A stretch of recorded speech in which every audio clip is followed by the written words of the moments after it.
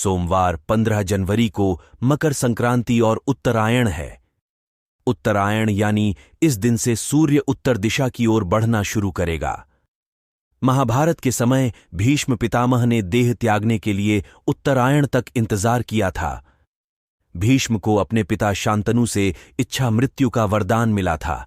महाभारत में सबसे महत्वपूर्ण पात्रों में से एक भीष्म भी थे। पांडव और कौरवों के युद्ध में पितामह ने कौरव यानी दुर्योधन की ओर से युद्ध किया था। भीष्म पितामह पूर्व जन्म में एक वसु थे। उज्जैन के ज्योतिषाचार्य और महाभारत के जानकार मनीष शर्मा से जानिए भीष्म पितामह से जुड़ी खास बातें। महाभारत के आदि पर्व में लिखा है कि वसुओं को भी देवता माना गया है। एक बार पृथु और अन्य वसु अपनी पत्नियों के साथ मेरु पर्वत पर घूम रहे थे। इसी पर्वत पर वशिष्ठ अर्षि का आश्रम भी था।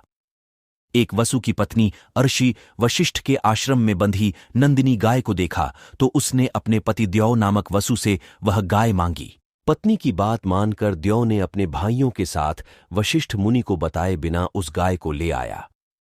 जब महर्षि वशिष्ठ अपने आश्रम आए तो उन्हें अपनी गाय नहीं देखी तो उन्होंने दिव्य दृष्टि से जान लिया कि वसु ने उनकी गाय की चोरी की है। इससे क्रोधित होकर आर्षि ने वसुओं को मनुष्य योनि में जन्म लेने का शाप दे दिया।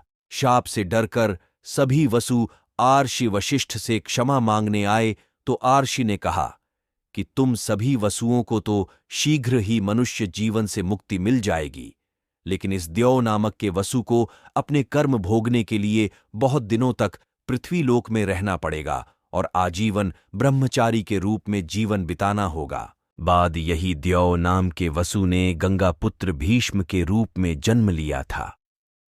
शाप के प्रभाव से भीष्म ब्रह्मचारी रहे और लंबे समय तक पृथ्वी पर रहे। मकर संक्रांति पर कर सकते हैं ये शुभ काम। संक्रांति पर सूर्य पूजा करें। इस दिन जरूरतमंद लोगों को काले तिल, गुड़, कपड़े, जूते चप्पल, अनाज और धन का दान करना चाहिए। गायों की देखभाल के लिए धन का दान करें।